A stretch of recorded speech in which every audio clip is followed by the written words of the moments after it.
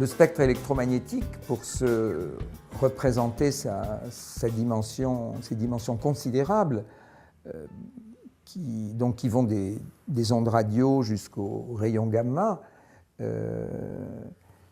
on pourrait imaginer qu'il fasse 30 millions de kilomètres. Imaginons un piano qui fasse 30 millions de kilomètres de long.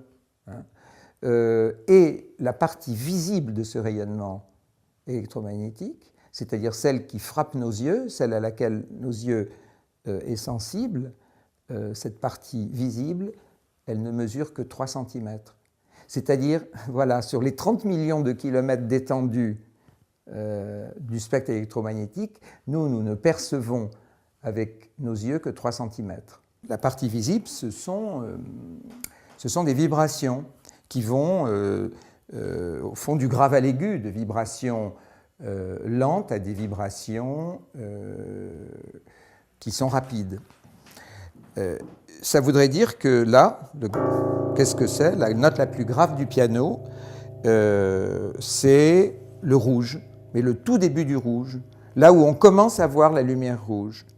Et puis, si on s'étend tout au long des couleurs du spectre, là on aurait le rouge vif, en quelque sorte, et puis ici on serait dans l'orange, ici dans le jaune, ici par exemple dans le vert, ici dans le bleu, et ici on serait à la limite du bleu, là où le bleu se termine et là où après va commencer l'ultraviolet.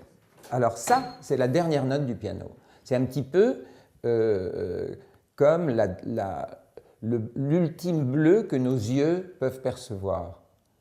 Parce qu'au-delà, si la fréquence augmente, eh bien, l'œil ne voit plus et on est entré dans le domaine des ultraviolets. La limite du bleu, de l'autre côté, la limite du rouge, et après les fréquences sont trop basses pour qu'on les voie, pour que notre œil les perçoive, et c'est le domaine des infrarouges.